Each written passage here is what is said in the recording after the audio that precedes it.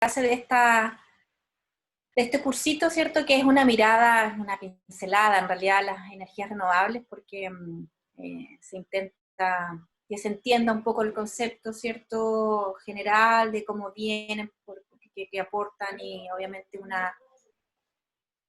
una mirada también a cómo están estas energías en el país, ¿no? Eso ha sido un poco la tónica. Yo, como la clase pasada también, en un ratito más voy a apagar un poco la cámara para no... y la abriré cuando haya preguntas y obviamente si hay acotaciones o lo que sea, para visualizarlas también, si alguien quiere prender la cámara también. Bueno, como habíamos visto, nosotros la clase anterior vimos hasta el capítulo 5, que era, obviamente el capítulo 1 era la energía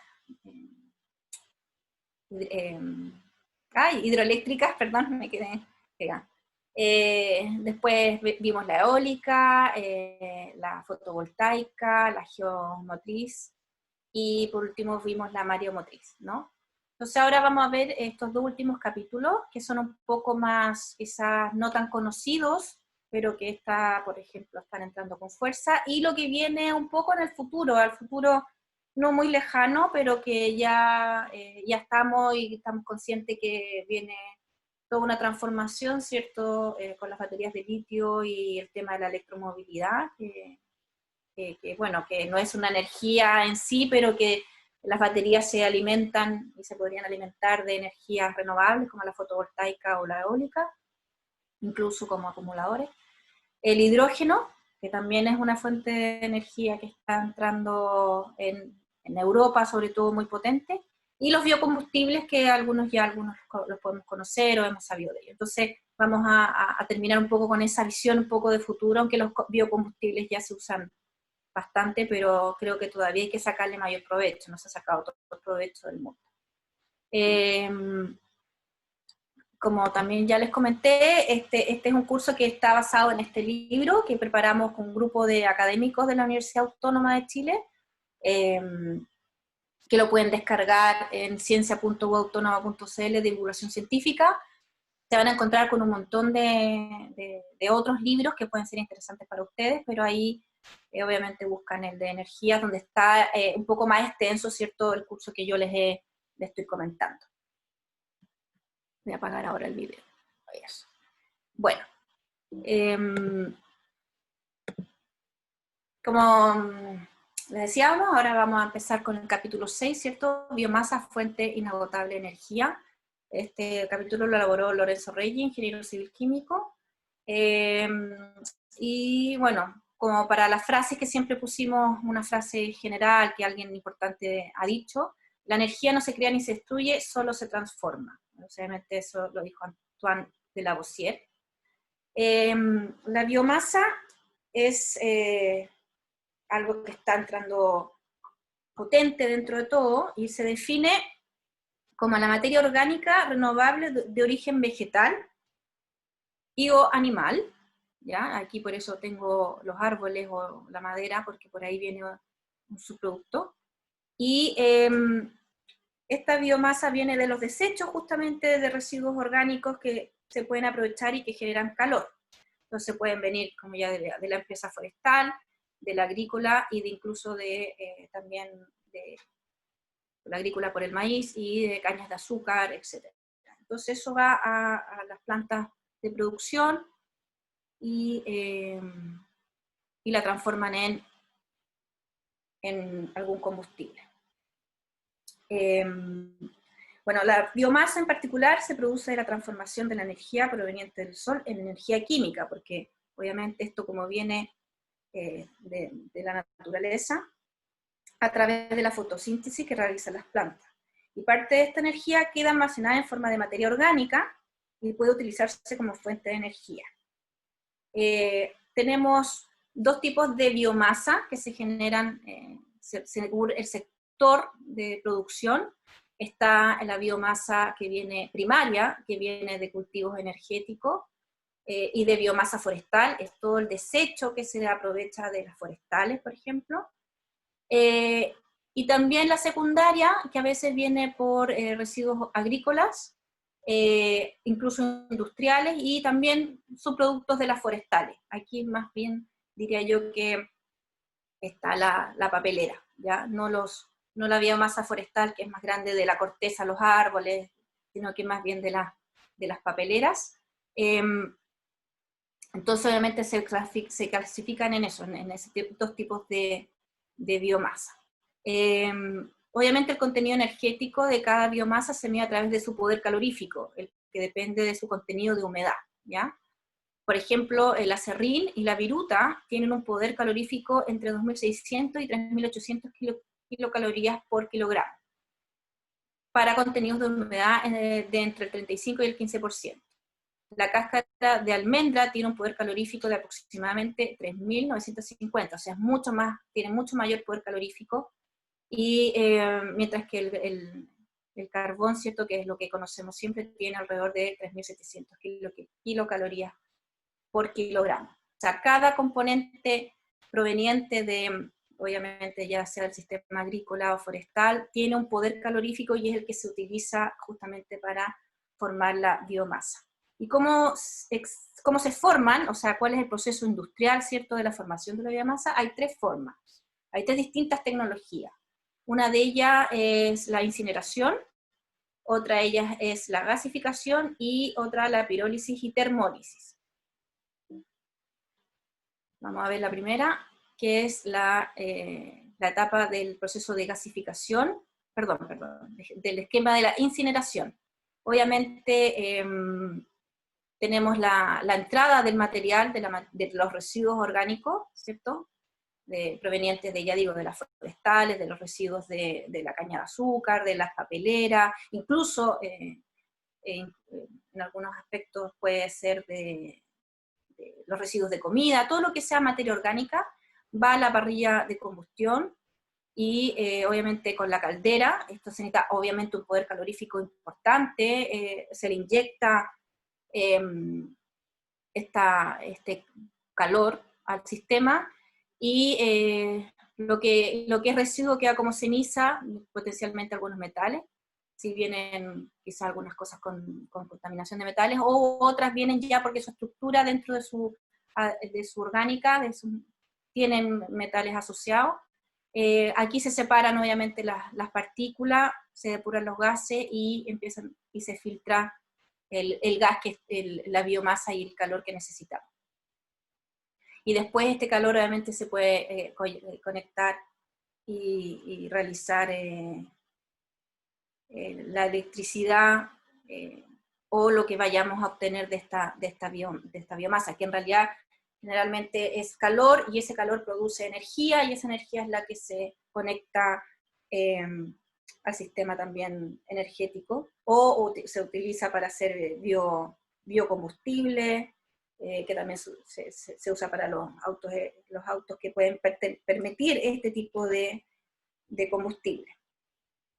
La segunda tecnología es la gasificación, que es esta, que entra la biomasa, aquí entra el aire como un gas muy potente, se depura con mezcla de oxígeno, hace la combustión, y esa combustión convierte los materiales carbonosos en una mezcla de gas compuesto de monóxido de carbono e hidrógeno, o sea, es una combustión no completa.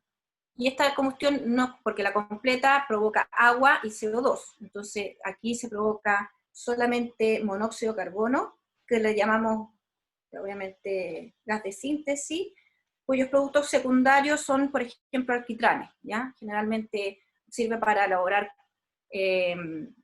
obviamente, qué sé yo, alquitrán, aceites con también bastante calor, y puede provocar calor y a su vez generar electricidad, ¿ya? Esa es otra forma de procesar la biomasa.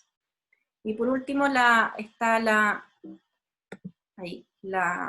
pirólisis, que es como la más común, diría yo, la que se usa más en lo que conocemos en las plantas de hoy en día, que hay en Chile. Este es un proceso donde trata la biomasa en ausencia de oxígeno, es distinto. Anteriormente, si se fijaron, necesitábamos un poco de oxígeno para provocar la combustión. Esta es en ausencia totalmente de oxígeno, donde obviamente aquí se carga, se tritura la biomasa y aquí empezará la pirólisis a altas temperaturas, estamos hablando de más de 1000 grados Celsius. Esta tecnología transforma obviamente la materia orgánica en compuestos un poco más fáciles de tratar, y se puede obtener metano, hidrógeno y también monóxido de carbono. Y esto se usa obviamente también mucho como combustible, porque también provocamos carbón, ¿ya?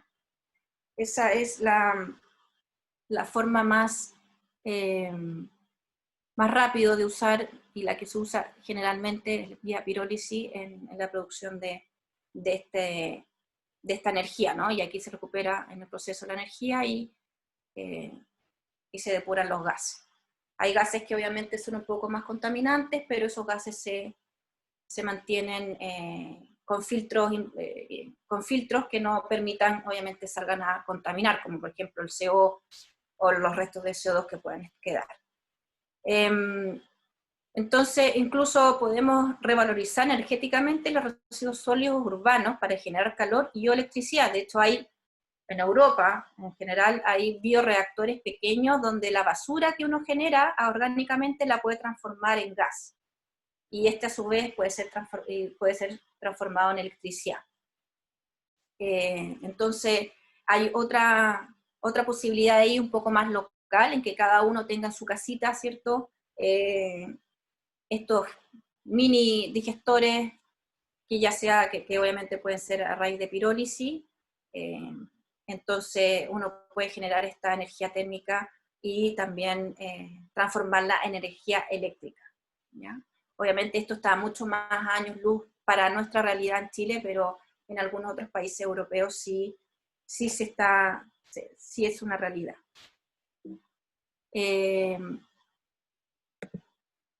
¿Cómo estamos, cierto, en la producción de biomasa aquí en Chile? La verdad es que la mayoría de las papeleras, como Arauco,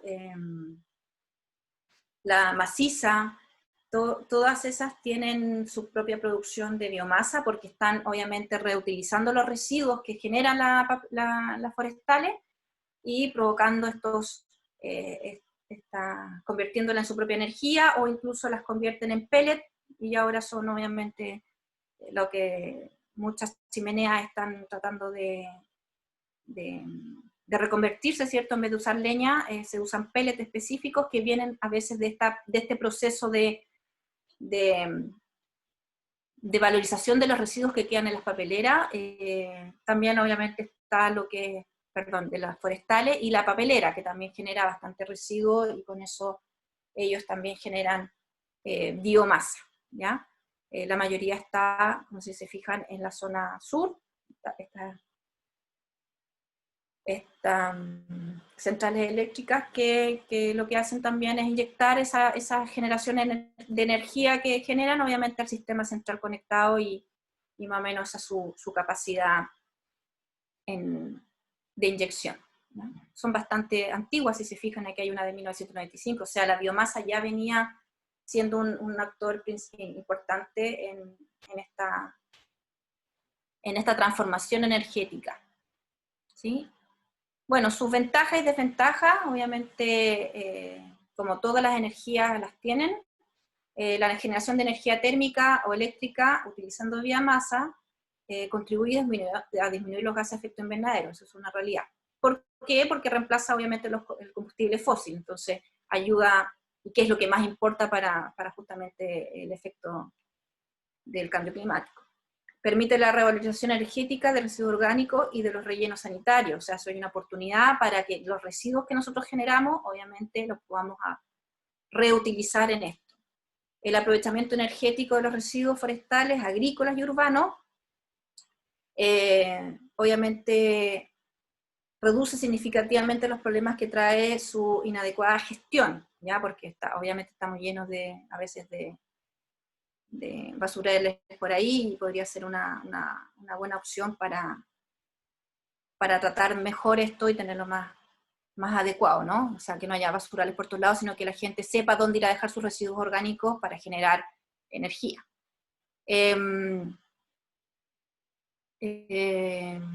Y bueno, se puede transformar en un vector económico relevante, justamente en contextos rurales, ya que podría crear puestos de trabajo en esas localidades. Desventajas también las tiene, obviamente, como todas. Obviamente que podría haber una competencia con los cultivos para obtener, ¿cierto?, la energía. O sea, aquí hay una competencia entre lo que yo cultivo para alimentarme y lo que cultivo, por ejemplo, para generar energía. Entonces, ahí hay como una contradicción. Obviamente lo importante es que de lo que quede o el residuo que quede de los cultivos sí se pueda generar energía, pero muchas veces se utilizan, por ejemplo, y lo vamos a ver en los biocombustibles, pero el maíz se utiliza bastante para generar biocombustible, y es a través de procesos de biomasa, como ya les comenté. La biomasa tiene menor densidad energética que los combustibles fósiles y un alto contenido de humedad, y eso igual es malo. Entonces hay que tener sistemas de almacenamiento y de procesos de secado, con lo cual hay que inyectarle mayor energía al proceso para que sea una biomasa competitiva y que no tenga mucha humedad, porque al tener mucha humedad obviamente baja su capacidad energética. En general, los canales de distribución del recurso de biomasa no se encuentran desarrollados, no hay mucho en eso. Y la gestión de las cenizas que quedan puede generar mayores costos de operación y mantención de los equipos, porque claro, la ceniza contamina, la ceniza queda ahí, hay que limpiar, hay que mantener los hornos, hay que mantener todo el trayecto del proceso, ¿cierto?, de la tecnología, y la ceniza es un problema. Entonces eso ahí hay una desventaja respecto a ello. Si pasamos ahora, si hay preguntas o dudas o cuestionamientos. Sí, hay algunas poquitas preguntas. Dime. Cecilia pide si puedes dar, por ejemplo, algún ejemplo de cultivo energético. Y Cristian pregunta qué es la pirólisis. Luego hay algunos comentarios. No, pero parte con esas dos y te hago las otras luego. ¿Dónde hay cultivo energético? ¿La primera? Si puedes dar un ejemplo. De cultivo energético. Sí. A ver, bueno, la verdad es que la biomasa que se genera aquí en Chile es netamente de residuos más bien forestales y de las papeleras, ¿ya? No hay como plantaciones específicas para generar biomasa. Aquí por lo menos no, de hecho, pero en Brasil sí. En Brasil sí hay cultivos específicos donde ellos generan el biocombustible a raíz de estos procesos para generar esta biomasa, y hacen el biodiesel, por ejemplo, del maíz. Entonces, pero en Chile en particular no se genera la biomasa de cultivos, no. ¿Y qué es pirólisis? Bueno, la pirólisis es un proceso en el cual tú llevas en hornos muy potentes a la combustión de material orgánico. O sea, tú quemas a 1000 y tantos grados o más de 1000 la materia orgánica. Eso es pirólisis. Es una combustión a muy alta temperatura. ¿Sí? Muchas gracias. Javier Guzmán planteaba que en Chile también existe con aguas andinas y las aguas servidas. Supongo que hacía relación a alguno de los ejemplos que tú mencionaste. No sé en qué momento lo hizo, por eso no sé en Lo relación cuento a que él aquí. lo hacía.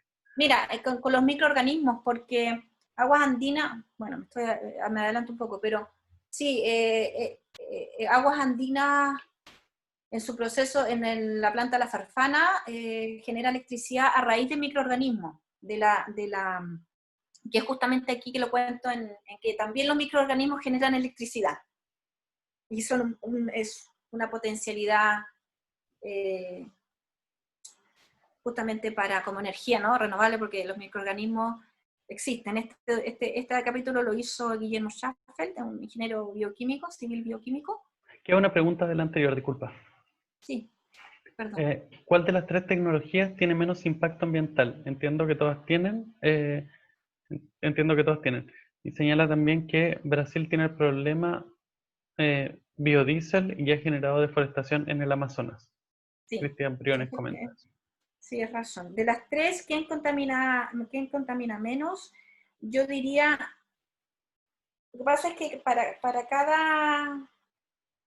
cada tecnología regularmente se usa una cierta materia prima, no sé, si son forestales, por ejemplo, residuos de los forestales, de tronco, corteza, raíces de los árboles, qué sé yo, eso va a ir directamente por tecnología de pirólisis. Pero si son residuos más pequeños, más de, por ejemplo, residuos orgánicos, de la basura y qué sé yo creo que iría más bien por la gasificación y creo que yo diría que la gasificación es la que menos contamina, porque se hace se intenta provocar toda la combustión completa de lo que tú estás echando ahí en esos reactores, ¿ya? Diría yo que la gasificación. Porque además usas aire y oxígeno como para acelerar el proceso de combustión. Y por eso como se quema todo más y mejor, diría yo, la gasificación debería ser menos contaminante que las otras dos, porque usan, ya te digo, dejan cenizas y dejan algunos, incluso restos de metales, dependiendo de lo que vayan echando. Y digo resto de metales porque aunque ustedes no lo crean, hay plantas, hay residuos y las forestales, los árboles tienen en sí también metales incorporados en su ADN, por así decirlo. No gran cantidad, pero tienen en las raíces, etc. Muchas ¿Sí? gracias. Ya. Bueno, siguiendo como con el último capítulo de esto de las energías renovables, para después seguir con lo que viene más adelante, Eduardo Punset dijo, hasta las bacterias funcionan por consenso, si no, no funcionan. Y eso es lo que hace un poco factible su posibilidad de usarlos como energía, porque justamente estos seres vivos pequeños poseen su sistema fisiológico hace que puedan entre ellos compatibilizar, generar electrones como yo les comentaba en un sistema como una batería, esto es muy similar a una batería, ya sea de litio o de plomo, qué sé yo, donde en una parte obviamente están las bacterias en contacto con el hidrógeno, que viene del agua, obviamente, ellos reaccionan y generan electrones y que pasan a este cátodo, que donde hay agua y oxígeno, una membrana de intercambio, y esto hace este flujo de entrada y salida, ¿cierto?, de estos electrones que generan las bacterias, generan electricidad. Y esto se ayuda mucho justamente para la descontaminación del agua, y obviamente ayuda al tratamiento de aguas residuales. Mientras yo mejoro la calidad del agua que está contaminada, como efecto de ese mejoramiento, yo estoy generando electricidad. Obviamente no es una tecnología que haya llegado a un grado máximo y que estemos usando en muchas partes estos microorganismos, pero bueno, siempre se va a continuar en las investigaciones justamente para mejorar los componentes y aumentar su rendimiento, porque obviamente no todas las bacterias sirven para este tipo de proceso. Y obviamente en este minuto son bastante más costosos mantener este tipo de tecnología. Entonces, También tienen un sistema, bueno, casi todos muy, muy parecido. Tenemos las aguas servidas, hay un pretratamiento, entrada de, obviamente, el material biológico. Eh, son procesos, obviamente, todos muy químicos, muy técnicos, pero esto es una cosa muy general, no voy a entrar en eso. Y se clarifica con otros sistemas, ¿cierto? Y se tratan todos estos lodos con estas bacterias. Todo llega a un punto en donde hay un desecho, obviamente, todo esto viene el desecho del tratamiento del agua servida y por ende, como consecuencia, la generación de energía. Regularmente genera biogás, y este biogás es el que se conecta nuevamente a este proceso de electricidad, ¿no? Este biogás genera electricidad. Bueno, hay otros tipos de reactores, eso ya cambia aquí un poco el flujo si se adiciona un bioreactor electrogénico, pero en general es los dos tipos de técnicas que se utilizan. Los que usan bioreactores electrogénicos generan energía en vez de consumirla, o sea, la generan y la entregan, y estos a veces la generan y la autoconsumen, o sea, es un proceso interno para ellos mismos. Y obviamente las ambas descontaminan el agua. Sin embargo, esta tecnología, la del bioreactor, tampoco ha alcanzado la madurez que se necesita, entonces no los tenemos tan implementados. Dice, en la mayoría, en las ciudades de Chile, tienen plantas convencionales de tratamiento de agua servida, y la región metropolitana trata el 100% de las aguas servidas, o sea, ahí las regiones donde más se tratan con este tipo de procesos, ¿cierto? La agua servida, y obviamente ayuda a que la planta y Aguas Andinas tenga dentro de sus checklists, ¿cierto? Como economía circular, porque ellos generan electricidad y la consumen ellos mismos, y si no la inyectan al sistema central, ¿cierto? La red de sistema central conectado. Aquí está la planta de la Farfana, yo creo que todos más o menos conocen dónde está, y aporta más o menos el 4% del combustible que se consume en los hogares de la capital. Obviamente ellos la entregan a una cierta población, esta energía o este combustible que generan a raíz del tratamiento de las aguas servidas. ¿Se puede implementar en otras ciudades? Sí, yo creo que Aguas Andinas está en esa posición, en esa opción de seguir implementando estas tecnologías. Pero en este minuto lo único que se declara y está declarado como que es así es en la planta La Farfana. Ventajas, ¿cierto? Y desventajas de esto es que, bueno, tiene bajos costos de inversión y operación, es una ventaja. Tiene alta eficiencia en el tratamiento, produce energía neta y baja generación de lodos, ¿ya? Porque la bacteria se come ese lodo, ¿no? Cuando al comerse ese lodo está generando energía y es el que provoca, ¿cierto? Ya sea el biocombustible y la transformación a la red eléctrica. Las desventajas, lenta degradación de los residuos a bajas temperaturas, o sea que igual hay que quizá ayudarse un poco con eso. Hay contaminación, se generan amonio, fosfatos y azufre, los cuales no son totalmente eliminados. Entonces hay que volver a tratar esos residuos, es una problemática. Debería ser mucho más limpio, ¿cierto?, el proceso. Y hay una baja generación de metano cuando se tratan aguas servidas con baja concentración de materia orgánica. O sea, el metano es el combustible que yo les digo que se genera ahí en lo que comen las bacterias, y este metano es el que nosotros conocemos como gas natural, el gas natural que tiene, y el que nos ayuda a generar calor en nuestros hogares y todo. Entonces este metano es el que se inyecta a estas casas, en el 4% que genera la planta La Farfana, es metano. ¿Sí? ¿Dudas?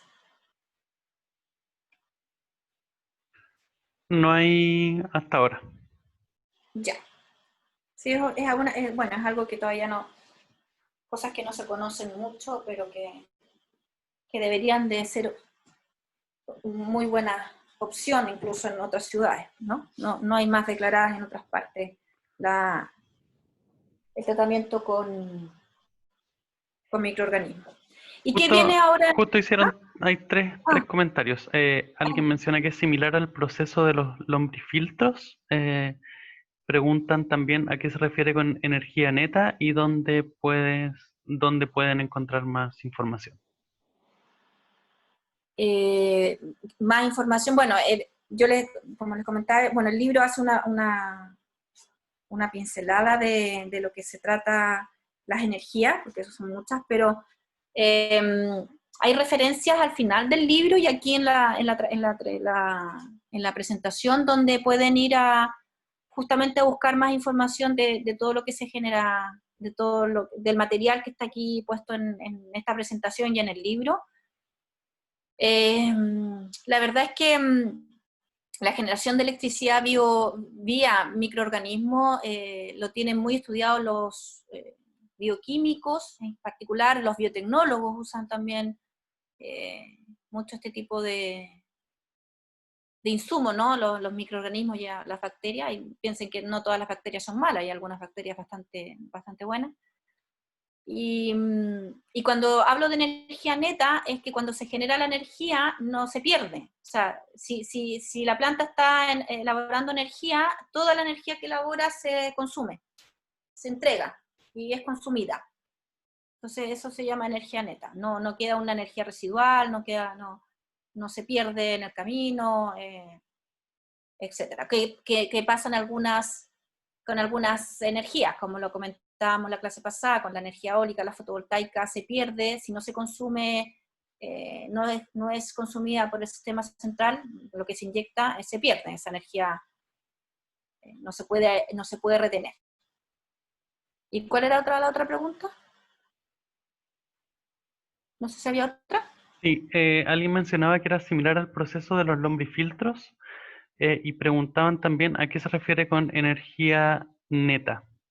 Y Eso ya lo... ahora hay una nueva pregunta que es, ¿se utilizan todo tipo de residuos o solo residuos orgánicos? ¿Y cómo funciona?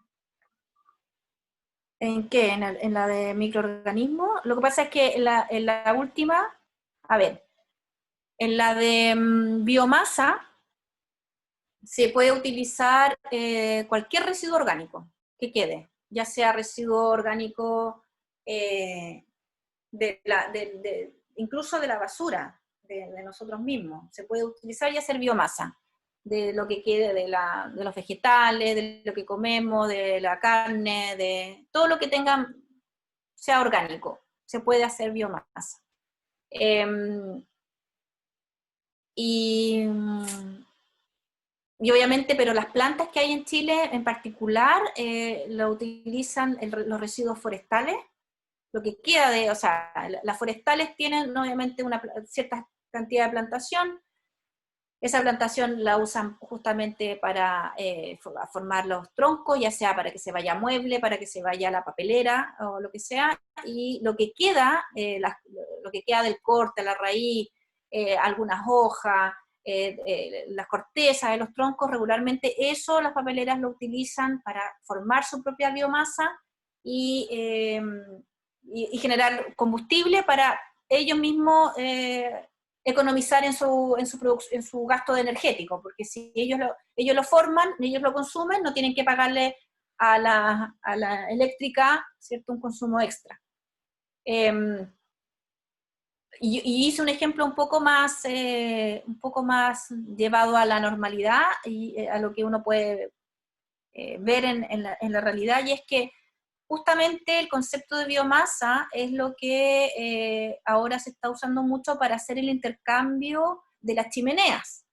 Ustedes saben que en el sur hay un problema del gasto, ¿cierto?, de calentarse las chimeneas con troncos de leña que no esté bien seca, eso es lo primero, pero ahora se están usando unos pellets, y esos pellets provienen de justamente hacer biomasa compacta de los residuos forestales específicos, obviamente, y obviamente ahí empieza a ver qué árbol es mejor para hacer los pellets, cuál es mejor para hacer,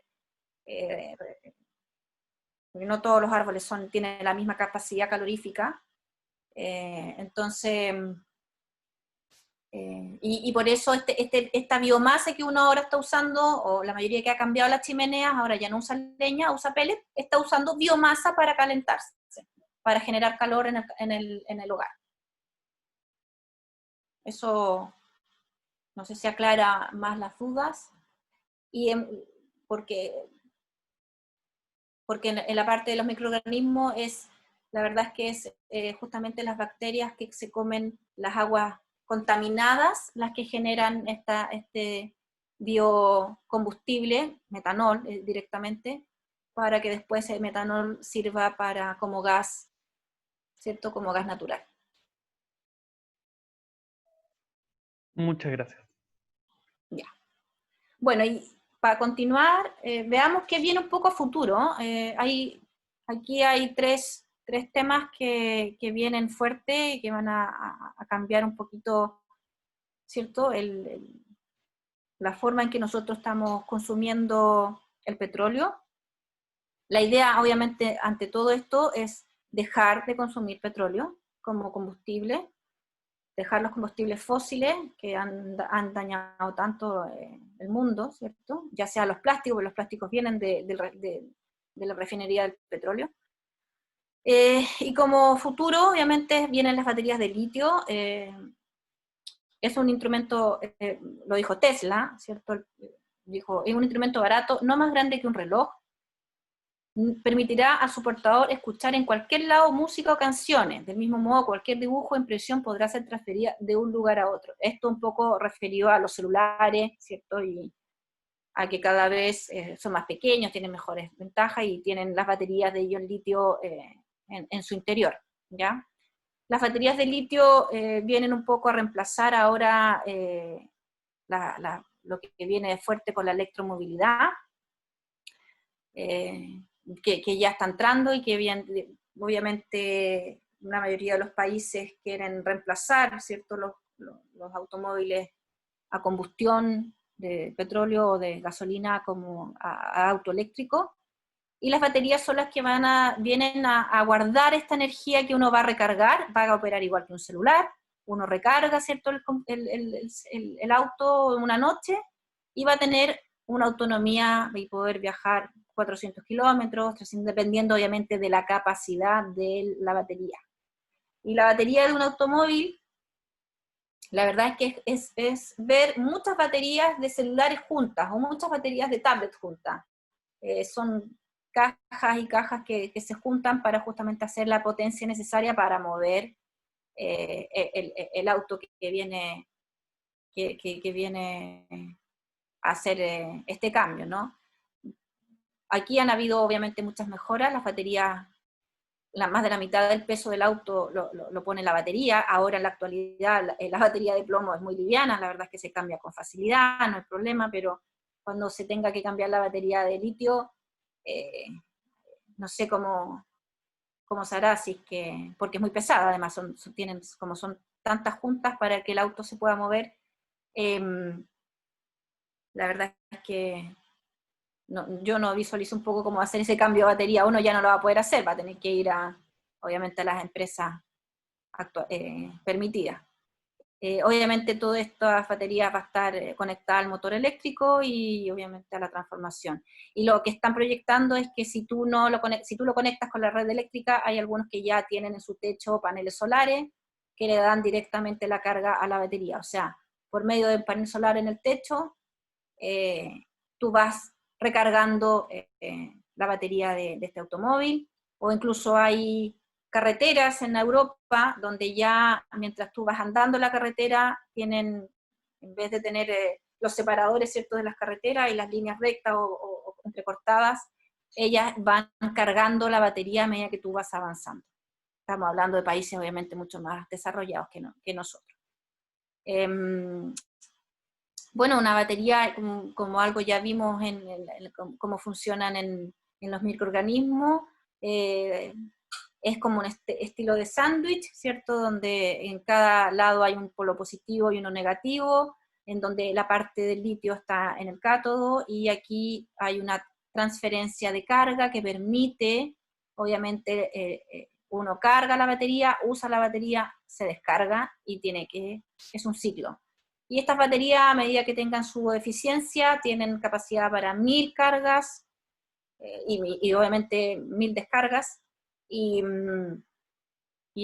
por eso la hace tan eficiente, y mientras más eficiente la batería, más duradero es la posibilidad de andar, por ejemplo, en un auto eléctrico, que permite andar 400 kilómetros, 600 kilómetros, etc.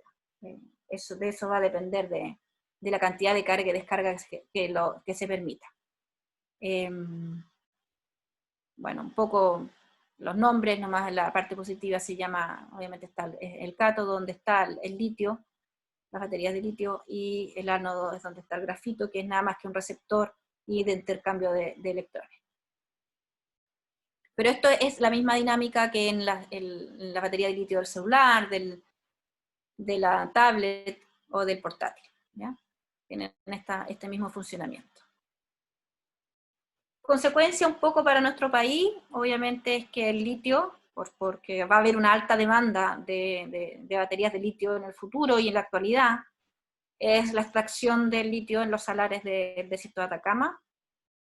Eso provoca un problema medioambiental, obviamente, para Chile, porque ahora para nosotros el litio es el oro blanco, viene a reemplazar un poco o a seguir la senda del cobre, y entonces lo importante aquí es que tratemos de que no nos sigamos transformando en meros exportadores de materias primas, sino que veamos la posibilidad de generar nosotros mismos las tecnologías, o sea, ¿por qué no hacer las baterías aquí en Chile? ¿Por qué no reciclarlas? Yo el lunes hice un curso de reciclaje de baterías de litio, estamos trabajando en eso para justamente, ya que van a venir tantas baterías de ion litio en los autos eléctricos, y haber una masividad de eso, ¿por qué no recuperar ese mineral tan importante para nosotros que es litio desde los autos eléctricos, como reciclaje, ¿no?, de las baterías de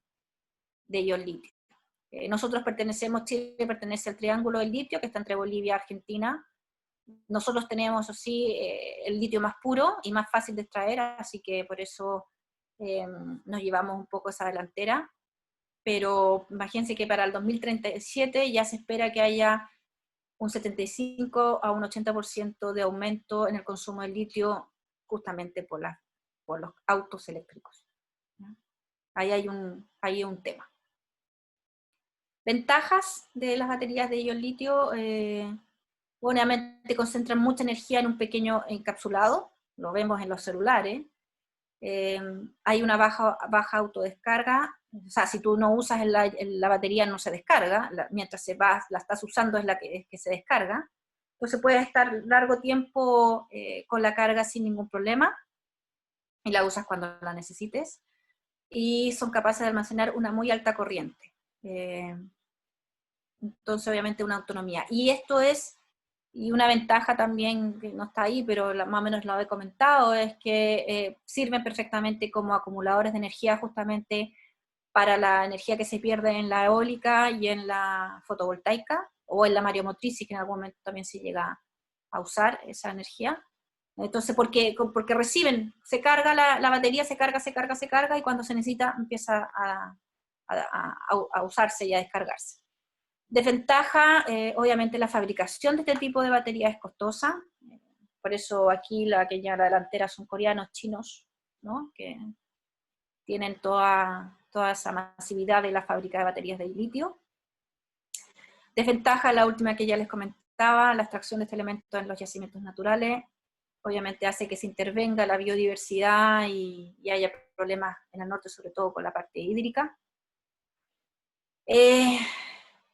Y obviamente que hay un riesgo, porque al tener baterías de ion litio que se defectan, se rompen o les entra un poco de aire, qué sé yo, pueden provocar calentamiento y causar incendios. que yo creo que todos lo han visto en algunas noticias, ¿no? Le explotó el celular a tal persona y qué sé yo. Y eso es netamente porque hay filtración de la batería. La batería es un sistema perfectamente cerrado y cuando se rompe, se cae o qué sé yo, puede provocar fisura y eso hace que la batería le entre aire y provoque la explosión.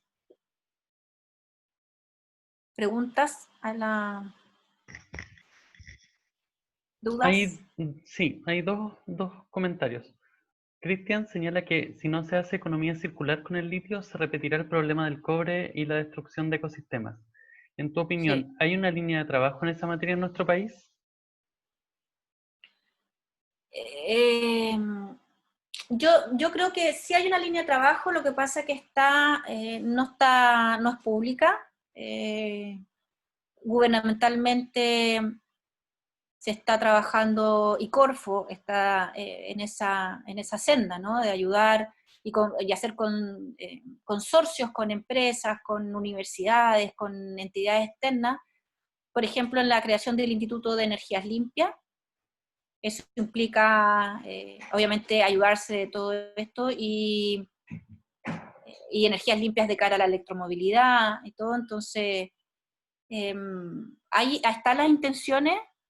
Eh, Está obviamente la posibilidad de que no nos pase lo mismo que con el cobre, que en realidad, de hecho, los yacimientos de litio se van a acabar antes que el cobre, si siguen con esta explotación. Entonces tienen que buscar alternativas y una de las alternativas es el reciclaje, sí o sí. Tenemos, aparte que la ley REP lo va a exigir. En algún momento entran los autos con las baterías y tienes que, cuando generes el residuo, porque la batería al final queda siendo un residuo, si ya no sirve, ya no se usa, ¿qué vas a hacer con esa batería?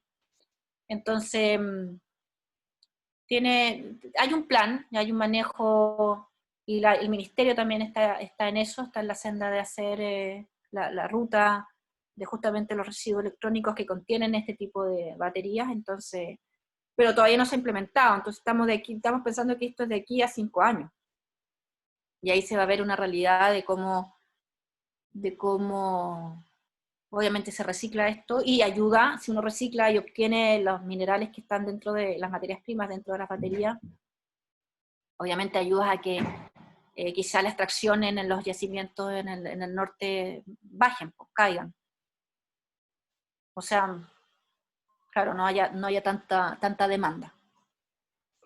Y Carolina está vinculado a lo anterior. Pregunta, ¿cómo se pueden medir las ventajas versus el impacto que tiene, por ejemplo, la explotación del litio?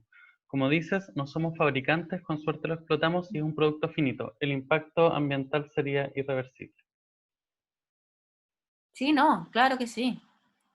Es irreversible y...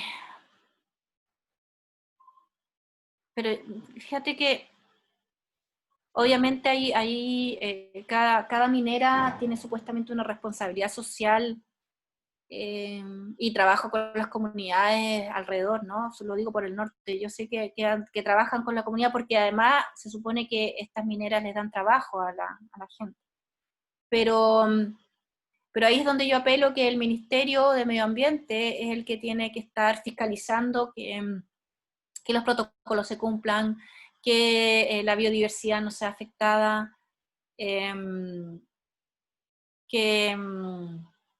Y la verdad es que yo creo que ahí está el debe, que no se hacen las fiscalizaciones como corresponde, y entonces no tenemos datos reales del impacto, y yo creo que los datos los tienen obviamente las universidades, porque hay gente que trabaja en eso, en el impacto de las mineras en general acá en Chile, pero al final nunca llegan a ser públicos esas investigaciones, pero... Pero bueno, yo supongo que en el norte sí se está trabajando fuerte en el tema del cuidado con el medio ambiente. Quiero creer que es así. Si no, no habrían, estuve hace un año atrás, más o menos, en los salares, no obviamente tener acceso a la planta Sokimich, que es la que saca el litio, pero los salares en general uno ve flamenco, uno ve todo lo que debería haber, o sea, no hay nada, porque cuando ya hay un problema real de biodiversidad, obviamente lo primero que uno no ve son lo típico en fauna y flora de ahí, o sea, y yo vi hasta el momento. Ahora, claro, si Sokimich está mucho más escondido de lo que yo vi, ahí no sé, no entré a la planta, no sabría decir cómo están operando ellos realmente ahí. Igual el impacto de las plantas de litio es menor en el sentido de que no genera residuos contaminantes, sino que es mucha evaporación de agua cuando el agua en el norte es muy escasa. Ese es como el mayor impacto. Los humedales, los salares, porque son mezclas de sal con agua, se deja evaporar mucha agua y esa agua es importante para las comunidades y para la biodiversidad.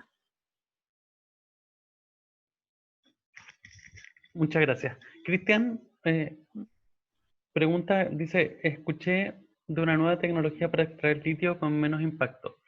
¿Qué sabes? Y se refiere en particular al agua. Mira, no sé, no había escuchado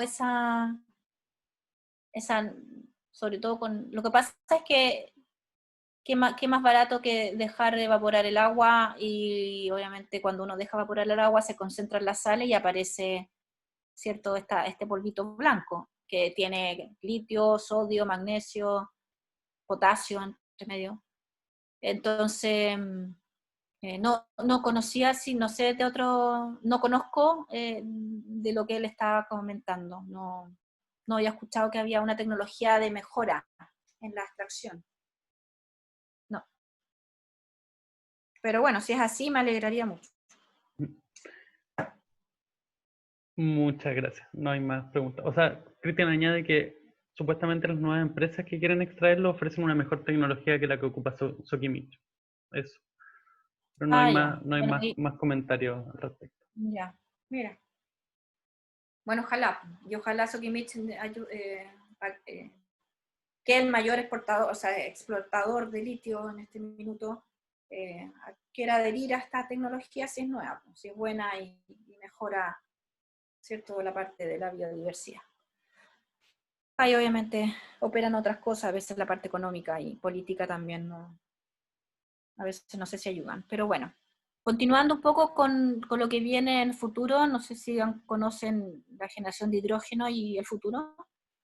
Es un combustible, el hidrógeno está llamado a ser un combustible y como lo dijo Julio Verne, dijo: sí, mis amigos, creo que el agua se usará un día como combustible, que el hidrógeno y el oxígeno que la constituyen, utilizados aislada y simultáneamente, producirán una fuente de calor y de luz inagotable. Pues Julio Verne no estaba tan equivocado, justamente del agua sale la posibilidad de hacer, una de las posibilidades de hacer hidrógeno, que es la verdad un combustible, porque está llamado a ser combustible del futuro, y bueno, se produce por diversas técnicas, porque está disponible en la naturaleza en diferentes moléculas, ¿ya? Como en el caso del metano, los derivados del petróleo, que es lo que menos queremos, obviamente. La energía fósil también puede, por una conversión química, generar hidrógeno. La biomasa, con la fermentación, esto viene de lo que ya habíamos comenzado, también podría generar hidrógeno. De las energías renovables, porque la fotoelectrólisis, aquí viene el agua, la electricidad, la biofotocatálisis también provocan hidrógeno. La energía nuclear, que aquí obviamente no la vamos a tener nunca por razones obvias, y que ya está en el mundo declarada como ya no se van a generar no se va a generar más energía nuclear. De hecho, Alemania cerró casi todas sus plantas nucleares, pero bueno, también de aquí se podría transformar el calor. Termólisis del agua es calentar obviamente y electrificar el agua, y se genera hidrógeno. Entonces hay varias vías y posibilidades de generar este combustible del futuro que obviamente para Chile en este minuto no es una realidad, no tenemos cómo generarlo, no lo generamos de hecho, pero en Europa sí lo hacen. Y obviamente también, si se fijan, también es un estilo de batería, tiene la misma función, y lo que hace el agua se divide en hidrógeno y en oxígeno por reacciones óxido-reducción, son cosas muy químicas, pero que ocurren, y esta transferencia de electrones lo que hace es provocar este hidrógeno, y o sea, uno le aplica, haciendo electrólisis del agua es tan sencillo como aplicarle corriente al agua, y el agua se va a separar, el agua que es H2O, se separa en oxígeno por un lado y en hidrógeno por otro. El oxígeno obviamente es algo que va al aire, el oxígeno lo respiramos constantemente, y al generar hidrógeno con esta electrólisis, tú generas este combustible. Y es obviamente de esta forma que se genera. Y cuando uno dice la electrólisis del agua, si yo aplico energía eléctrica, esta energía eléctrica puede venir ya sea de la energía renovable, fotovoltaica, qué sé yo, eólica, biomasa, de todo. Si yo esta energía que genero por las renovables le aplico esta energía al agua, el agua me va a generar hidrógeno. Y ese hidrógeno es un combustible, se puede usar como combustible. En Hamburgo, en Alemania, se encuentra una de las estaciones de hidrógeno más grandes y modernas de Europa. Obviamente reposta una flota de 20 autobuses locales, o sea, ya los autobuses son a hidrógeno, y además de algunos autos. Y obviamente el problema del hidrógeno, que lo más probable es que esté en las ventajas y desventajas, es que a veces no es fácil de guardarlo, ¿no? No se guarda, no es posible guardarlo por mucho tiempo, ¿ya? Pero bueno, en Alemania esto ya, los alemanes son los reyes de la energía renovable, entonces ya lo tienen bastante desarrollado. ¿Y qué pasa en Chile? De hecho, hace poquito, el lunes recién salió en el LUN una noticia de que ya estamos trabajando, ¿cierto?, en la posibilidad de hacer la fabricación de este hidrógeno verde. O sea, este hidrógeno verde es a raíz de la energía renovable, uno genera la electricidad a raíz del viento y de la fotovoltaica para generar este hidrógeno, y va a ser verde porque obviamente no proviene la electricidad no proviene de energía fósil o incluso de biomasa. Esto ayudaría obviamente a reemplazar el petróleo y a tener esta producción de hidrógeno ya sea en el norte por la fotovoltaica y en el sur por los vientos, ¿cierto? Que es tan importante. Entonces, como ya les digo, es una alianza entre la Universidad de Atacama y Corfo, y obviamente está el gobierno detrás porque impulsa esto, el Ministerio de Energía, impulsa que esto sea una realidad. Y como el otro día discutíamos un poco, me dice, cito textual, ¿no? Exportar es una etapa que vendrá con el tiempo, ¿no? Ya están pensando en exportar hidrógeno y la energía como tal. Se visualiza en los próximos 10 años, o sea, lo más probable es que nosotros seamos exportador de energía, ¿no?, de electricidad. Se requiere fomentar el desarrollo de plantas de energía renovable conectadas a electrolizadores que permitan una gran producción de oxígeno verde, ¿ya? Esto ya estamos hablando de que lo están proyectando para el hidrógeno verde, pero también ya sea para las fotovoltaicas o para la eólica, ¿ya? Bueno, de hecho, esta noticia salió hace poquito, así que la pueden ver, salió el lunes 22 en el LUN, si alguien la leyó. Y claro, aquí importante es que se dan cuenta de que tenemos los recursos naturales, pero nos falta el capital humano, nos faltan más ingenieros. De hecho, reconoce un ingeniero químico y dice, nos formaron para refinar petróleo, los educaron para refinar petróleo, pero y por eso con las nuevas generaciones de estudiantes de ingeniería, donde yo hago clases también en la Facultad de Ingeniería, entonces estamos obviamente comentando y haciéndole este cambio de switch de que ya el petróleo no va y que tienen que buscar y especializarse en las energías renovables. con miras a la economía circular y obviamente a la baja contaminación. Así que ese es un rol que las universidades tienen que cumplir y cubrir de aquí a, obviamente, a los años que vienen, ¿ya? De hecho, las mallas están ya llamadas a ser mallas verdes, por así decirlo, de mucha connotación de economía circular, porque los ingenieros regularmente van a estar en empresas de este estilo. Ventajas de hidrógeno, de la generación de hidrógeno: no es tóxico, el hidrógeno no es tóxico, por lo tanto, cuando haya casos de fugas o accidentes no sería peligroso. Su funcionamiento es normal. La celda de combustible, la batería no emite ningún sonido, con lo cual no contamina acústicamente, no como otros, como por ejemplo la eólica, sí tiene contaminación acústica. Para obtener hidrógeno en el estado necesario se puede obviamente complementar con energías renovables. A eso le llamamos hidrógeno verde, porque si ya no sería el hidrógeno verde si lo usamos o lo obtenemos del petróleo. Eso ya no es hidrógeno verde. Desventajas: requiere obviamente sistemas de almacenamiento costoso y aún poco desarrollado, y ahí están las investigaciones apuntando, ¿no? en cómo guardamos y retenemos este hidrógeno. Y el hidrógeno puro todavía sigue siendo muy costoso, es un combustible más caro de lo que hoy día obviamente se conoce como combustible de petróleo. ¿Dudas? Sí, hay una duda de Cristian. Pregunta, mi duda aquí es cuánta cantidad de agua se requiere para generar X cantidad de hidrógeno, sobre todo en el norte donde es escasa. Veo un posible problema si se debe desalar mucha agua para producir hidrógeno.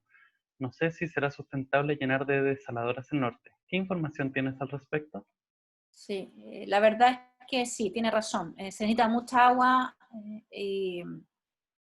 para generar este hidrógeno que sea obviamente un volumen grande de hidrógeno, porque el hidrógeno además es muy liviano, entonces se necesita mucha agua.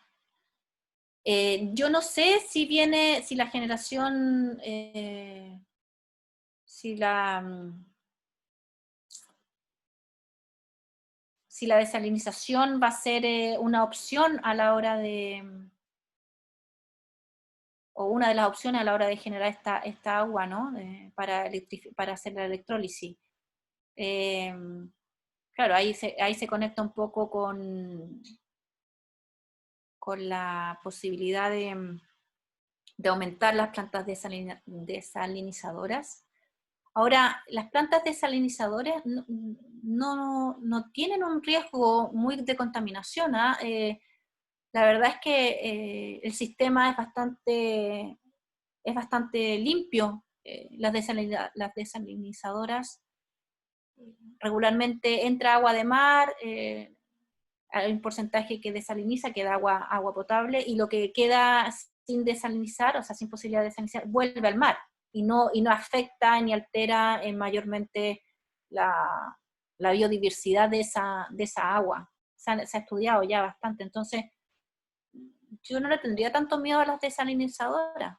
En la única etapa, por ejemplo, donde puede haber no sé, impacto es cuando se limpian las resinas que se usan ahí, que para limpiarlas se usan ácidos o bases, pero en el proceso mismo de la desalinización no hay gran impacto. Sí, lo que impactaría más es la temperatura a la que se vuelve a inyectar el agua al mar, porque yo sé que es un ciclo. Entra, se desaliniza y sale lo que resta, y vuelve al mar. Es a la temperatura en que vuelve, es que podría causar algún efecto en el mismo mar, la temperatura a la que vuelva, pero no veo que haya un mayor problema. No sé si alguien sabe algo más o tiene algún detalle, pero yo que las he visto no visualizo dónde ¿O porque sería un problema tener más plantas desalinizadoras, la verdad? Hay algunos comentarios y preguntas. Ujú. Andrés menciona que si el agua es la fuente, se debe trasladar la producción, entre comillas, de esa energía al sur. Laura señala que le parece que ocupar la desalinización encarecería el proceso. Sí, Eh, podría ser, sí. Luego Andrés señala que la otra opción que tenemos es mirar más hacia el territorio marítimo para obtener esa materia prima, ir más allá del concepto de territorio. Y Laura pregunta, ¿se podrían utilizar aguas residuales para este tipo de tecnología? Y Cristian Sí, finalmente señala que tendrían que definirse bien dónde se instalan las desalinizadoras. Por ahí va sí, la discusión. sí, yo creo que por ahí va la... Y sí se puede usar justamente agua residual porque ahí ocupas los microorganismos para descontaminarlas y el agua que llega puedes usarla como hidrógeno. Sí, de todas maneras. De hecho es una buena idea. La de usar aguas residuales de las plantas de tratamiento, qué sé yo. Sí, no habría ningún problema. No hay más Eh, comentarios por ahora. bien. Bueno, llegamos al último capítulo de estos, de lo que yo les decía de energías alternativas o de que vienen del futuro. La verdad es que los biocombustibles son ya no es futuro, porque en algunas partes ya se usa mucho. Este capítulo lo hizo la doctora Tatiana Gómez. Y como frase para este capítulo pusimos, la única respuesta es que si no cambiamos nuestro estilo de vida, si no dejamos de depender de la energía fósil, nuestra sociedad va a colapsar. La dijo Jane Goodall. Y un poco queda como conclusión de todo esto. Obviamente tenemos que cambiar nuestro estilo de vida porque si no nos vamos a seguir existiendo, si eso está claro, nadie pone ya en discusión que, que la humanidad está en riesgo a raíz del efecto de los gases de efecto invernadero, del cambio climático, etc. Bueno, los biocombustibles tienen mucha relación un poco con la biomasa, porque también vienen de plantaciones. De este biocombustible es cualquier combustible derivado justamente de la biomasa, como ya les comentaba. Contiene componentes orgánicos, recientemente pueden ser vivos como plantas, algas, que también se usa mucho, o desechos de animales. Más bien, la mayoría son de plantaciones, y aquí es donde obviamente es una fuente de energía renovable que puede producirse año tras año a través de prácticas agrícolas sostenibles, si no, no podría ser. Entonces, obviamente hay países que ya lo tienen. Brasil tiene una problemática porque los brasileños generan bastante biocombustible y es porque no han tenido esas prácticas sostenibles, ¿ya? Pero aquí es donde yo creo que compite un poco el tema de lo que tenemos, plantaciones que tenemos para alimentarnos y plantaciones que tenemos para hacer biocombustible. Ahí está la mayor discusión. Tenemos en sí también tres tipos de biocombustibles. Llamamos la primera generación, se producen a partir de fuentes también, obviamente, de la biomasa de azúcar, almidón, aceites vegetales. Algunos se representan en jugos de caña de azúcar, remolacha, granos de maíz, aceite de semillas, de girasol, de soya, de palma, de resino de coco, de maní, cacahuate, entre otros. Pueden ser grasas animales y ácidos grasos de desecho, ¿ya? De esta forma se han hecho bioalcoholes como el etanol y el metanol, biobutanol, que es la biogasolina, se usa en vehículos estándar, sin hacer necesidad de modificar el motor directamente, es lo que se usa mucho en Brasil, el biobutanol. El biodiesel proviene del aceite usado, en su mayoría. En España había muchas plantaciones, muchas fábricas de biodiesel y a raíz de la crisis obviamente no siguieron produciendo biodiesel, pero se hacía recolección de aceite usado, había reciclaje de aceite usado, y también es la forma también de formar biogás, que es a través, como ya les comentaba, y ya lo habíamos visto en la biomasa ahí, con la opción de microorganismos, ¿no? Del metanol, también de la generación de las bacterias que forman este biogás. Hay una segunda generación de biocombustible, que es a partir de material celulósico y de la madera, pasto y partes no comestibles de las plantas, de basura reciclable, de desecho agrícola, frutas, verduras, etc. Y la tercera generación es la que generan los microorganismos o las algas, ¿ya? Esta es menos común, pero obviamente la de primera generación es la más importante, o la que más se usa. Este capítulo es más cortito. Y obviamente también tiene su ciclo, ¿cierto? El sol provoca el cultivo se extrae, se produce este biocombustible y obviamente se inyecta a... Y esta etapa obviamente es la generación de biomasa, ya sea de todo lo que ya les comenté, y se puede usar ya sea como combustible, como biodiesel, bioetanol, hay autos a bioetanol, bioetanol, etc. Este biodiesel proviene obviamente de aceites de cocina y puede reducir hasta un 88% las emisiones del gas de efecto invernadero que genera el petrodiesel, ¿ya? O sea, por eso se trabajó mucho en Europa el biodiesel en su momento.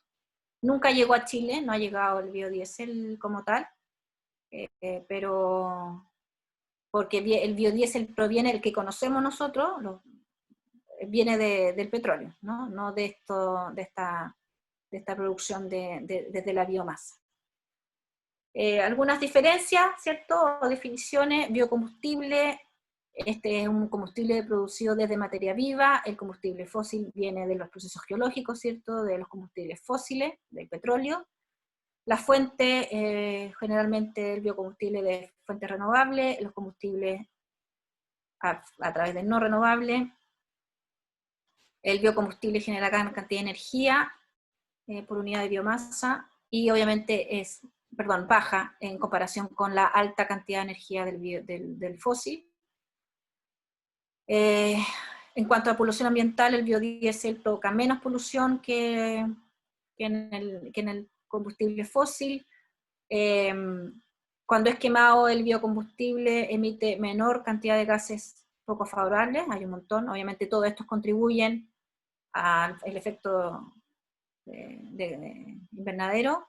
En cambio, sabemos que el biodiesel, que los combustibles fósiles generan estos en gran cantidad. Y obviamente el biocombustible es mucho más seguro que el derivado del petróleo. En Chile tenemos 2 plantas de biodiesel, de biocombustible. Está una en Tiltil y la otra en Talagante. Y bueno, también genera obviamente su capacidad de energía medidos en megawatt. No hay mucho más que esto, y están los dos en la región metropolitana. Ventajas, ya ven, hay más ventajas que desventajas. Las ventajas obviamente son fáciles de obtener, debido a que tiene una amplia gama de materias primas de donde se puede sacar este biocombustible. La mayoría de las materias primas son renovables, al quemar se producen menos carbono, entonces más seguro para la calidad de los gases de la atmósfera. Si un país tiene los recursos de la tierra para generar materias primas de biocombustible, entonces puede producir su propia energía, ¿ya? Por eso Brasil es uno de los que genera su propia energía en ese sentido, ¿ya? Desventajas: tiene un rendimiento energético más bajo que los combustibles normales. Aunque son más limpios que los combustibles fósiles, su proceso de producción derivan en altas emisiones de carbono, ¿ya? Aquí siempre hay un efecto secundario, algo puede ser muy bueno, pero tiene un efecto secundario, y obviamente hay emisión de carbono, más que de otros gases, eso sí, más que de otros gases de efecto invernadero. Se requiere una gran cantidad de agua por el riego adecuado de los cultivos que se van a dedicar a hacer biocombustible. para refinarlo y para construir las plantas de fabricación se requiere una alta inversión inicial. Por eso yo creo que hay poquitas aquí en Chile, no se han hecho mucho. Y obviamente los cultivos para hacer biodiesel o biocombustibles podrían perfectamente usarse para alimentos y no para biocombustibles. ¿Ya? Ya estoy terminando para dar paso. ¿Cómo estamos la hora? Justito. Bueno, como yo les decía, referencias de cada capítulo están acá. Está el mismo libro que ustedes ya pueden descargar si ya los descargaron. Y las referencias de cada capítulo, de donde se sacó la información, está también al final de cada libro.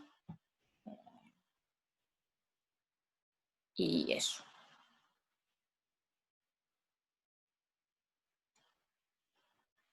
Muchas gracias. No hay, además, justo preguntas sobre esta última energía. Ujú. De todos modos, aprovecho de comentar que, bueno, la clase fue grabada y que va a ser enviada junto a la presentación también. Y eso, junto con una encuesta de evaluación, no de evaluación de contenido, sino de la experiencia de ustedes como estudiantes en el curso para poder mejorar este proyecto. Así que, de todos modos, tenemos unos minutos si es Ujú. que eh, hay algunas preguntas o comentarios generales. Quizás pueden pedir la palabra como levantando la mano y ahí les vamos dando las palabras. Podemos juntar un par y las vamos respondiendo, si les parece claro.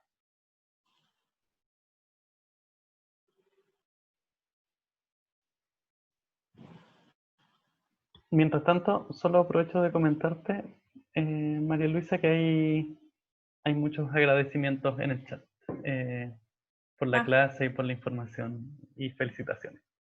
gracias. O sea, la verdad es que esto uno podría explayarse mucho más en cada una de las energías y todo, pero claro, era una mirada, era una cosa, un poco para que sepamos qué es lo que hay y que tenemos bastantes posibilidades de energías renovables en Chile sobre todo, eh, y que hay que tratar de saberlas aprovechar bien y bueno, y por qué no, como decía en un futuro, vender energía al resto del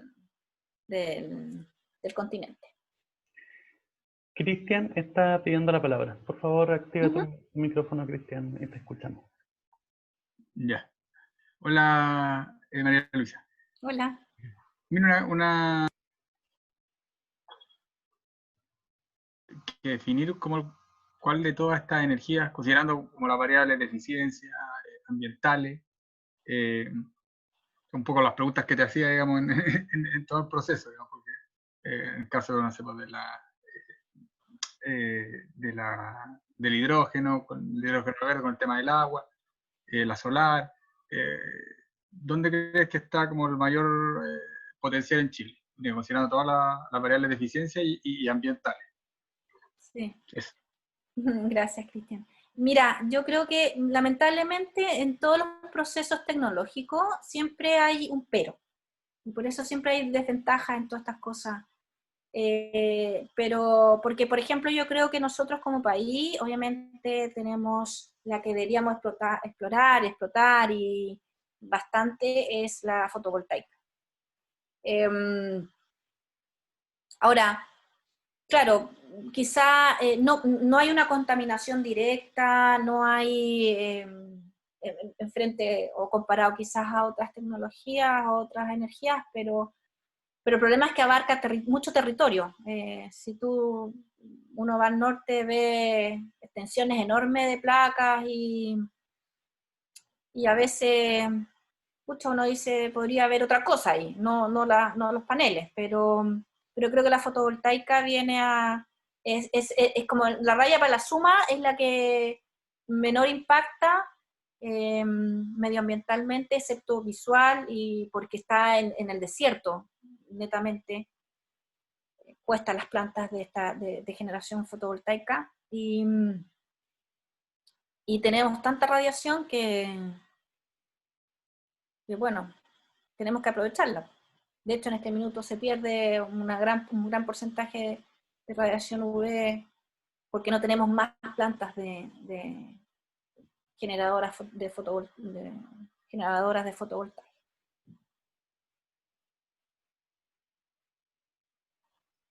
Sí, yo Gracias. quiero aprovechar de pedir la palabra y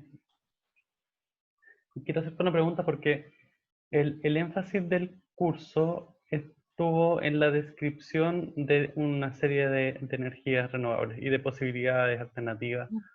Y por supuesto que mencionaste cuáles eran sus ventajas, cuáles eran sus desventajas y las posibilidades también en relación a nuestro territorio, a nuestro amplio territorio. Pero quiero preguntarte respecto a si efectivamente, o si tu impresión es que debiéramos ampliar la capacidad productiva combinando algunas de estas energías, o, o si es que en realidad se trata de, porque mencionabas que podía ser interesante la posibilidad de exportar energía. Entonces, quiero plantearte como esa discusión eventualmente pueda atender, creo, la producción de esta energía a satisfacer las necesidades locales, en vez de un modelo como que escale y que producto de su mismo escalamiento termine generando una serie de perjuicios que hoy día lo vemos en las energías convencionales. Entonces, quisiera como invitarte también a que puedas, A esa que reflexión. puedes, claro, darnos una reflexión sobre esto.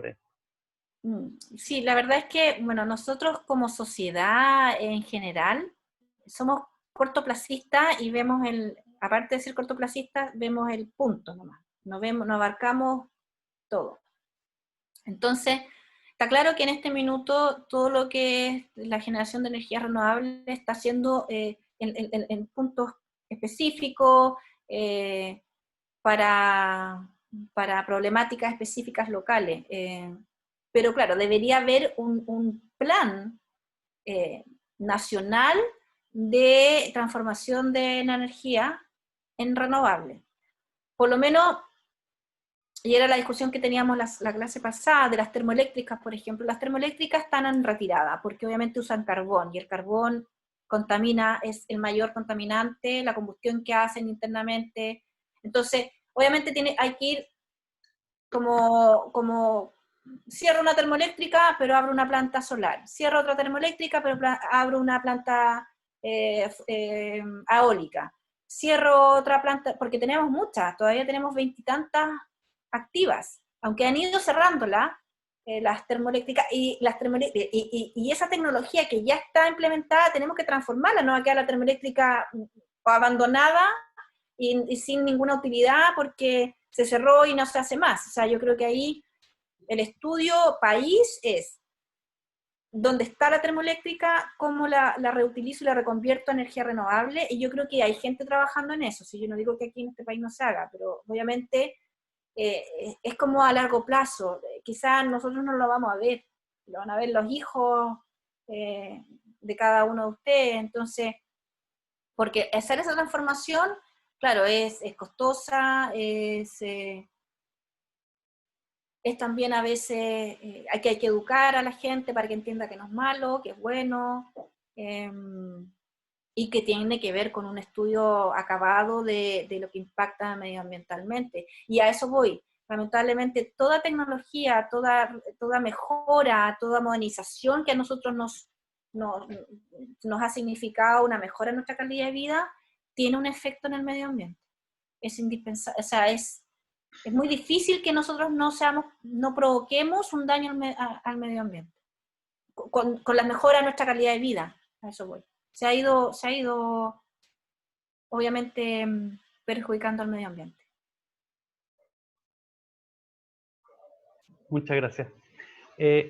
No hay hasta ahora más manos pedidas. En realidad está la de Cristian, pero no sé si es porque quiere de nuevo pedir la palabra o Quedó porque abierto. no bajó la mano en realidad. No sé qué habrá sido. Le pregunto. Cristian, ¿pediste la palabra de nuevo?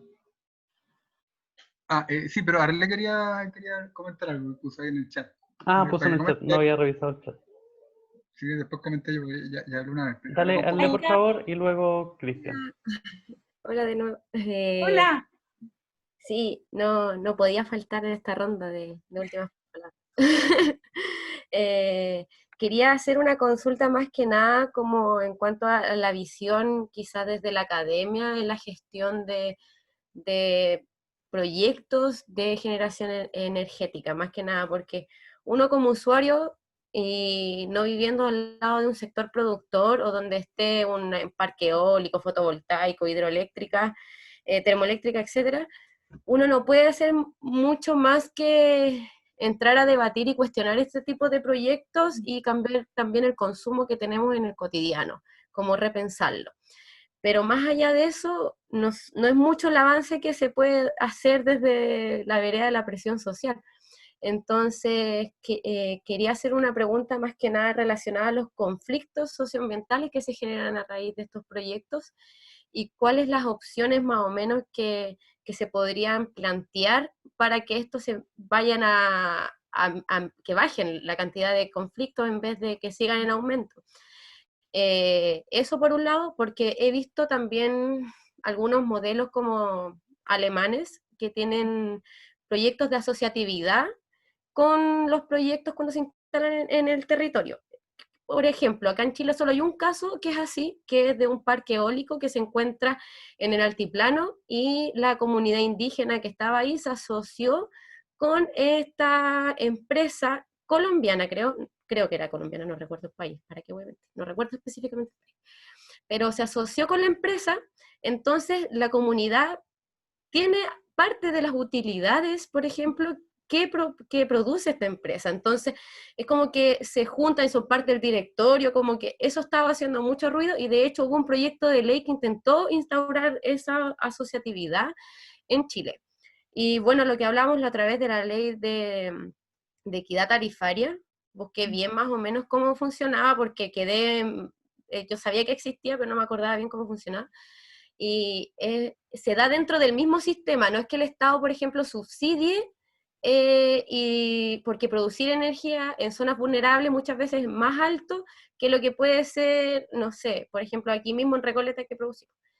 Entonces, se produce como un subsidio dentro de la misma red de consumidores. Esto quiere decir que a los santiaguinos, por ejemplo, se les subió un 150 pesos por mes la cuenta de la luz para que pudiera estar más barata en las zonas vulnerables. Como que así funcionaba y quedé choqueada, pero igual tenía que decírselos porque, por ejemplo, el GORE de Puerto Montt subsidia la producción energética de una planta de gas que se encuentra en Chiloé y que nutre a 5 islas. Es como un sector autónomo porque no está parte dentro de la matriz.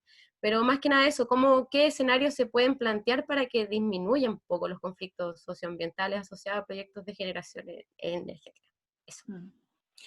Bueno, yo creo que igual los conflictos sociales han sacado algunas veces proyectos enormes. Acuérdense de Hidroaicén. Hidroaicén iba a ser la tremenda hidroeléctrica en la Patagonia y a raíz de la presión social se tiró para atrás. O sea, yo creo que la presión social sí hace mucho. Y el punto es que no me acuerdo si en Dominga o algo así iba a ser también otra, no sé si era una minera, esa era la minera que también quedó para atrás, no quedó hasta el momento en stand-by. Lo que pasa es que mediáticamente uno queda como que ya todo stand-by, pero por detrás uno después se entera de que no, que siguieron los conflictos o que, o que se aprobó el proyecto de impacto ambiental por el ministerio, porque bueno, y ahí uno empieza a creer, ¿no? Es que, claro, el correo de las lucas van para allá, van para acá, te coimo, y el problema es ese, que lamentablemente yo creo que hay un nivel de corrupción igual medio escondido, eh, que ha hecho que estemos en esta altura de conflicto social, de descontento y todo. Sí creo que la sociedad tiene mucho que decir y el punto es y que se han parado proyectos grandes, como digo, Hidroaicén. Sobre yo vuelvo a insistir, y es algo que ya lo dije, yo creo que falta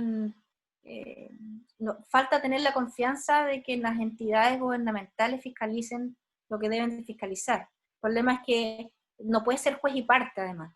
O sea, es como eso, porque está el Ministerio de Energía, que quieren poner una planta eólica, y está el Ministerio de Medio Ambiente, que tiene que ver que esa planta esté coherente y no contamine, no tenga impacto importante, que las comunidades no sean afectadas, pero al final es el gobierno. Están dentro del mismo gobierno, y obviamente saben que es trabajo, saben que es mejora, pero tiene este conflicto, etc. No sé, yo no tengo la respuesta a cómo hacer una mejor gestión en ese tipo de situaciones. Sí creo que sí, por ejemplo, ese ejemplo de esta empresa que llama a la comunidad y que todos los beneficios que tiene la empresa la tiene la comunidad y todo, yo creo que por ahí está la respuesta, y por ahí podría ser una mejora en los procedimientos y en la gestión. Hacer más parte de la comunidad y no ser, te educo, te digo que te voy a contratar, pero en realidad después no te contrato, no te doy trabajo, y al final la comunidad queda como engañada y descontenta por el proceso. Es hacerlo más partícipe, que justamente ese ejemplo que tuviste, esta empresa, si es colombiano, no importa, que pone a la comunidad como como parte de su directorio, es maravilloso. Yo creo que por ahí pueden haber cambios en ese sentido. Chaltumay. Ya para ir cerrando, porque José, estamos medio pasados, pero que el tema es bien interesante. Me gusta mucho en particular. Mira, con respecto a lo que dijo José y lo que dijo Arlé, como que van varios puntos y no sé, ideas, visiones que poco tengo, y también como para preguntarte a ti, María Luisa, pero porque claro, la base primero de la energía es cuánto queremos crecer infinitamente, que un poco el tema de teorías como el decrecimiento, de cuánto necesitamos de energía para vivir felices o tener cierto bienestar mínimo para poder sustentarnos con la naturaleza. Como yo creo que sería como la primera pregunta que deberíamos hacernos, que obviamente en el sistema actual no se hace, por lo menos como en las grandes autoridades. Y el segundo punto es ver, a propósito de un curso que hicimos acá, como el ciclo de vida de todo el proceso, todos los impactos que tiene hacer X energía. Claro. Que tiene cierta complejidad, pero como que si el país se lo propusiera, encuentro yo, podrían hacerlo, desde dónde vienen las materias primas, todo el efecto, gases, efecto invernadero, por ejemplo, que tiene que trasladar esa, cómo lo extraemos, en el caso del litio, como lo que comentábamos antes, cómo hacemos economía circular, hasta el final, digamos, qué hacemos con los residuos, o sea, en una política completa, creo yo, digamos, debería estar englobado todo ese proceso, digamos. No es solo la producción, sino nos quedamos como en una cajita y faltan varias cajas más que ver para efectivamente tener el mínimo impacto, digamos, en la naturaleza. Eso como punto, así como desde la perspectiva de la visión. Y otro punto, claro, que lo había comentado la semana pasada, del tema, claro, efectivamente de la energía distribuida, energía solar distribuida. Que también lo que yo he leído y he investigado en el tema es como el futuro también de la energía solar por lo mismo, porque tiene menos impacto de traslado de energía, se trabaja con las comunidades también. Bueno, en Alemania tienen muy desarrollado eso, o sea, cada comunidad, pero bueno, Alemania es un país muy descentralizado, por eso es una realidad un poco distinta en el aspecto de Chile, pero quizás lo que podemos ir, digamos, es un buen modelo, porque las comunidades administran sus propias empresas, como la agua potable rural, pero de la energía. Tendrá que ser como un fin. Entonces, súper interesante como esa propuesta. Y bueno, y el tema también que hablaba de la importancia como de ustedes como los científicos, digamos, en este proceso. Bueno, el cambio climático también, bueno, no solo es como qué tipo de energía y cómo van a como empujar también este tipo de cosas, porque finalmente, claro, son decisiones que tienen que tener una base científica fuerte respecto a qué es lo más eficiente, qué impactos tiene, para que esta transición a la energía renovable sea una solución y no sea un nuevo problema. Un problema, exacto. Bueno, es como parece mi gran temor.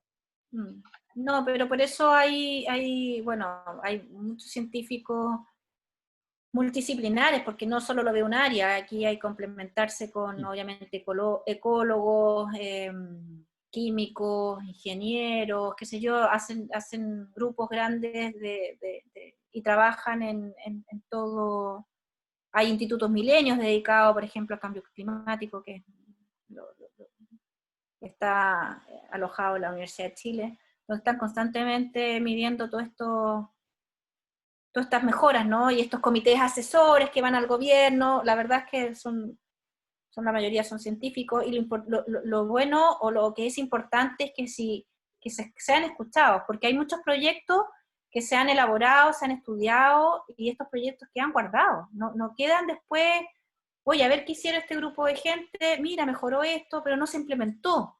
¿Por qué? Porque los científicos, y ahora estamos como cambiando ese switch, y no estamos ya mirando la idea de, ya yo como científica tengo que hablar con una empresa, porque yo tengo una posible solución de, por ejemplo, de reciclaje de baterías de litio, pero sin una empresa, yo como científica no la puedo desarrollar y llevarlo a escala. Entonces, esas conversaciones se tienen que, hasta hace 5 años atrás o 10, estaban muy disgregadas. Ahora ya hay científicos conversando con empresas y conversando con entidades gubernamentales. Entonces, eso es lo importante, eso es lo que hay que ir aumentando cada vez más, que haya más mesas de trabajo, más multidisciplinaridad, y de todos los actores. Y yo creo que con eso uno va a ir mejorando procesos, procedimientos, fiscalizaciones, o etcétera. Pero a veces no se nos llama, ojo, no todo, sabiendo mucho de un tema, a veces no se nos llama y deciden políticos. Pero bueno.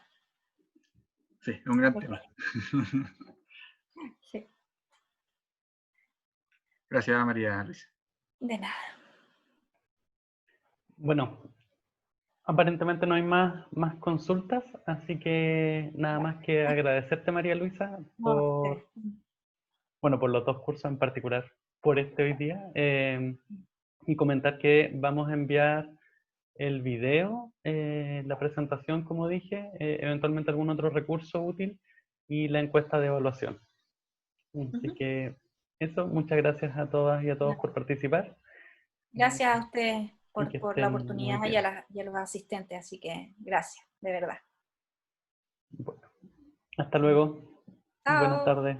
Chau, chau. ¿Puedo hacer un comentario? Que se está grabando la conversación.